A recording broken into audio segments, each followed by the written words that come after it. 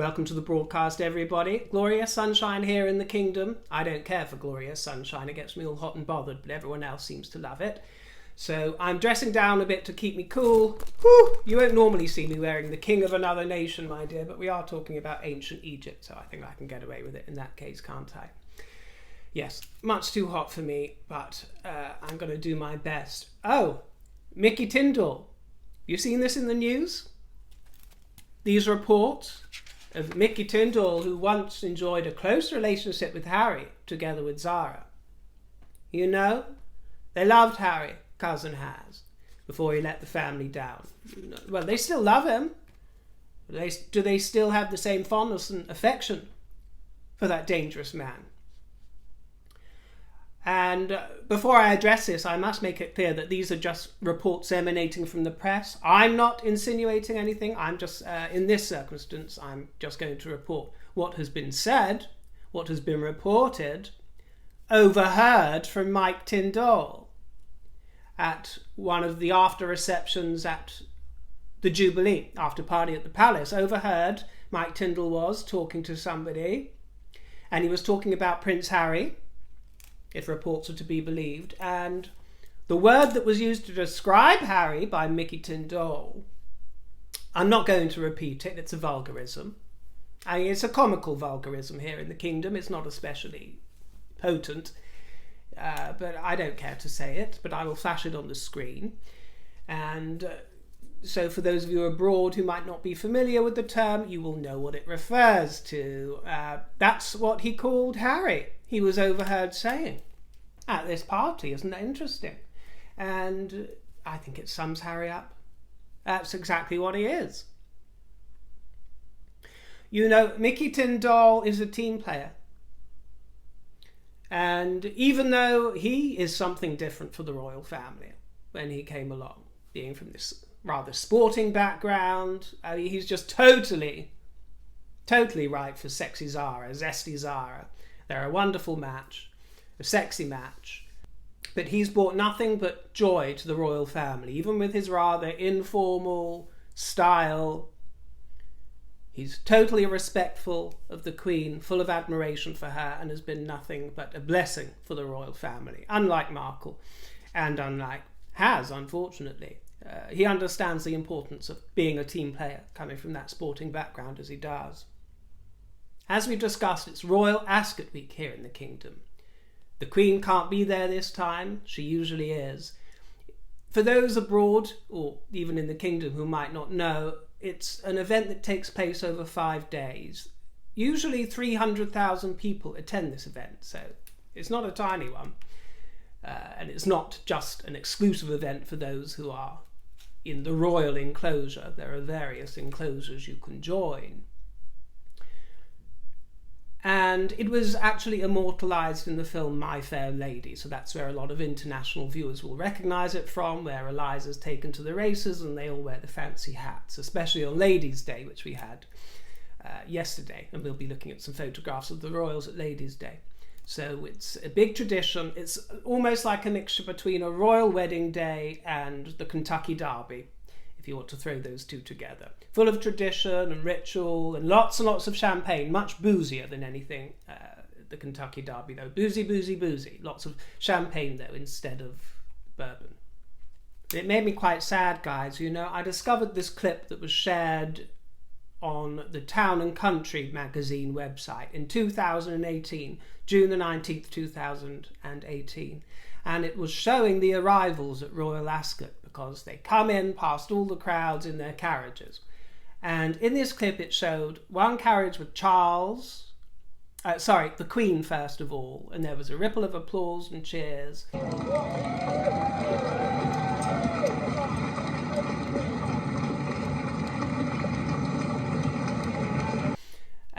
Then a carriage came with Charles and Camilla, ripples of applause and cheers.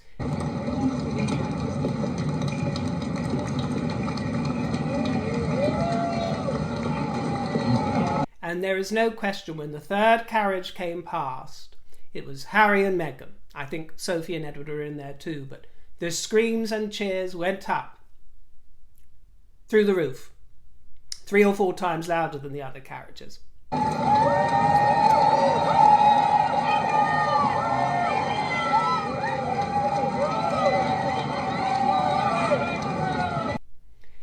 And the screams were for Meghan, not even Harry, to my ear. They were for Meghan, Meghan, Meghan. And you look at this crowd of thousands, and unlike some of the more metropolitan city crowds where there's a lot more diversity, as they say, and colours, creeds, these were mainly the high society whites. And the cheers, the embracement, the enthusiasm for Meghan is there displayed for all to see, getting 4 times the cheers that Her Majesty did. And yes, I'll grant you, pretty soon after the royal wedding anyway of Meghan and Harry at Windsor. It was in fairly recent memory, the good feeling was all there, the enthusiasm. They were, there's no denying that they were the hot thing of the moment. Everybody gets their turn, don't they? I don't think there was a carriage for William and Catherine at this event. I didn't see it in this clip, so I don't know what kind of cheers they would have got, but they appeared to be absent. But everybody has their time of popularity, but there was no question that it was wonderful. And just like Australia, I think these are the times when it must have gone to their head. And they thought, well, we're the stars of this show. I mean, we're the ones that are getting all the adulation. Who needs old Queenie? It was similar to the Australia tour, when this must have just really gone to their head. And and you can see in the carriage, Harry has that usual, you'd think that he would bask in some of the appreciation that the crowds were giving him and Meghan, but you can see him trying to turn to a smile, but that resentful look on his face, he gives a gentle wave, but nothing very enthusiastic, smiling to these crowds that are being so warm to them.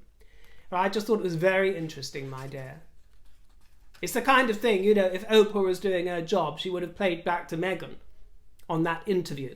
That's the way of the world, isn't it? One of you told me, what is it you said in the comments? You re-quoted Oprah. Oh yes, Carol. As Oprah used to say on her show, when someone shows you who they are the first time, believe them. Well, Meghan, we believe you. We believe that you're a duplicitous, lying phony. And that's just how we feel.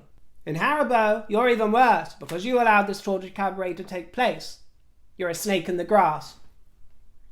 This is a gently sparkling rhubarb lemonade. Gently fizzy, old-fashioned style, very thirst-quenching, lovely for a hot day like this. So, bottoms up, everybody. We were treated to some scrumptious pictures of some of the royals at Ladies' Day. Old zesty Zara in her green boater hat by Justine Bradley Hill. I adored that cream coat dress by Laura Green. Like a row of pink Smarties studding a fairy cake. Pink shoes to match, and a pink hubby as well, with dear Mickey in a pink tie. It's very popular this season, isn't it? Especially for the guys to have a splash of pink here and there. It's nice to see them having a jolly time with all their friends, probably quaffing a bit too much champagne and getting nice and tipsy. That's what it's all about, my dear. Flirty, boozy fun in the sun. Sophie Wessex treated us to a new kind of look, and I really loved it. It was a watercolour gown from Susanna with a flared skirt. Deeper colours than most would go for summer, but really lovely, with those huge flowers designed on it. Gorgeous. And I like the hat. Didn't Anne, the Princess Royal, look gorgeous in that burnished gold with those lustrous pearls about the neck? I thought it was absolutely exquisite. There's no getting away from the fact that she would have made a brilliant queen. Sometimes I do fantasize about that. As much as I adore Charles and Camilla and will be happy for him to take the crown, I'm perfectly aware that he's not immensely popular in the public. And Anne, I mean, how can you criticize Anne? How can anybody really? I know that she is, she was divorced the same as Charles, so to the very old-fashioned, that doesn't play out particularly well either. The only one of the Queen's children who wasn't divorced is Edward. The other 3 all were divorced, and for those of you who watched much of the footage of the young Queen Elizabeth over the Jubilee holiday when various documentaries coming out, you might have noticed that she spoke very plainly about her thoughts on divorce in the early days and how it must only be the very last resort, and how couples should, try and stick it out and resolve any issues in their marriage before giving up on it. Little did she know that 3/4 of her own brood were going to go down that very same path. But you know, society changed and evolved, and people's attitudes changed and evolved, so there it is. But congratulations, Edward, you chose a good egg. And everybody thought he was gay. I thought I'd give an honourable mention to Lady Sarah Chatto, because I don't think I've ever mentioned her on this channel, maybe once or twice. Princess Margaret's daughter. Lady Sarah, she was at Ladies' Day. A slip of a thing, isn't she? Quite a slip of a thing, but always with a lovely broad smile and in lovely pearls as well. And she's very close to the Queen, you know. Catherine was hard at work, attending an event at the Royal Institution, stunning us in baby pink McQueen.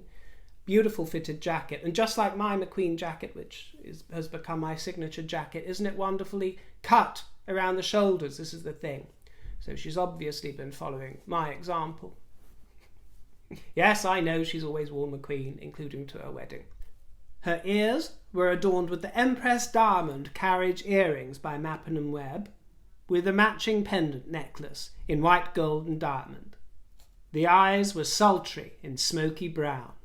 Deb Jones wondered if you all noticed that Prince George is almost as tall as the Queen. I hadn't really noticed, actually, Deb dear. So I looked, and you're absolutely right. You're absolutely right. It's quite disconcerting, isn't it? He's 8 years old, coming up for 9 next month. And there he is. He's growing like Topsy, isn't he? He's growing like Topsy. They all are. And the Queen is 5'3", or at least she was. One imagines in the winter of life that the branches are lowering a little, especially with her back stoop. There's no other way of dressing it up, is there, my dear?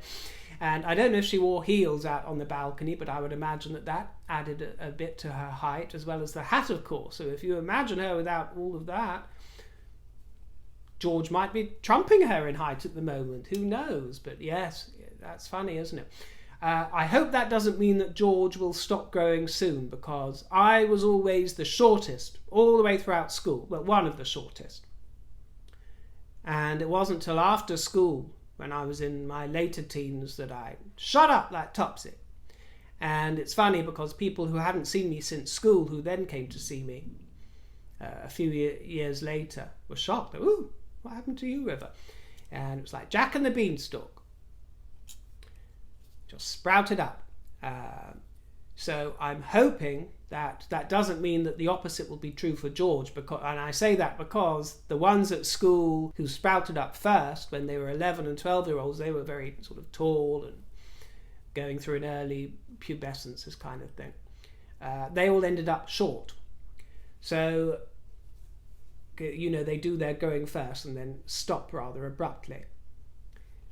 So it's been wonderful having a tall, broad king-in-waiting in the form of Big Willie. I think it's wonderful. And don't get your knickers in a twist. I can hear the comments. What did you get against short people, River? Why don't you like short men? For your information, I've actually had a romantic liaison with a dwarf. And it was one of the best seeing twos I ever had in my life. So I exclude nobody. I've got no problem with you. Whatever height you are, I just rather like the thought of a nice, tall, broad king. Because then I can wear my heels. I read out a comment from an Australian viewer in my last video who suggested that the name Lilibet Diana would sound particularly ugly with an Australian accent.